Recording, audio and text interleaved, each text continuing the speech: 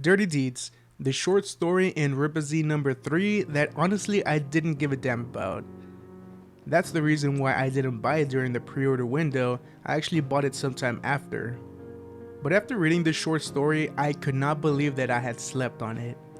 Now, Carol Brown, I believe, did a great job with this story, and I honestly had a blast with this. And for 16 pages, she made it work with the introductions to each character while making it a fun action story all the way through. The story flowed very well, and there's no page here that was wasted, and with 16 pages, I'm not surprised because you gotta pack a lot in there with these many characters to then make me want to get a continuation of the story and or characters. Now, talking about the characters, we get Sulia, who is a doctor and a badass with a rifle. There's Arid, who is a badass with a sword and has an interesting past. There's Felsiar, who is a comedic relief of the group, but also a fighter with some awesome blades. Beatles is the pilot of the ship. Rinlin, who is a telepath, and Spingy, that adorable ugly little bastard who is pretty much a spider, and the mechanic of the crew. The introduction to these characters begins with a chase as Felsiar, Sulia, and Arid are trying to escape with some cargo. The ones shooting at them disengage, and then they see these ships flying over the nearby town, shooting their weapons at the town. This group, or whatever they are known as Lummivacs. Something about Lummivacs is that they round up others and use them for forced embryo insertion, which is just horrible. And them knowing that this is what they're about to do, they decide to turn around and help them out. Now, the wasp-looking creatures are the ones responsible for this.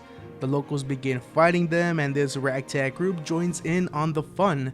It's during this part of the scene where we see our, let's call them heroes, show off their gifts. Sully shooting and checking up on casualties, Arid stabbing Brudamatron, which is, I think it's the lead wasp.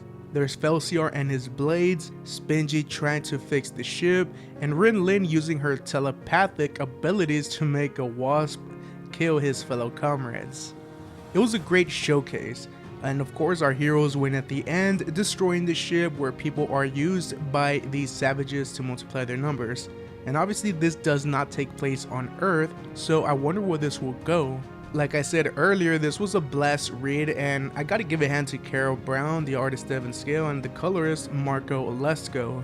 This short made me want to read more of these characters, and I do hope that Eric does decide to pull the trigger on a book, even if it's just a single issue, and from there y'all can see how the audience responds.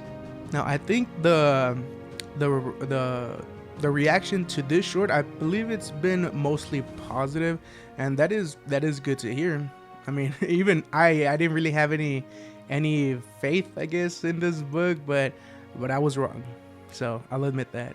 I can't wait to see what the next adventure is for the Dirty Deeds crew, and I can't wait to know more about Arid's story specifically. From all the characters, he's the one I want to know more about the ultimate crime he made when he was manipulated by his uncle. I really do think there could be something special right there. I will go ahead and end the video right there, but let me know what you thought of Dirty Deeds. Did you like it? Did you not like it? Is it one of your, favorite short stories from the Rippaverse so far? Just let me know what you think about it. And I do appreciate you guys if you have stayed all the way to the very end. I do appreciate it. And I will see you guys on the next video. Take care, y'all.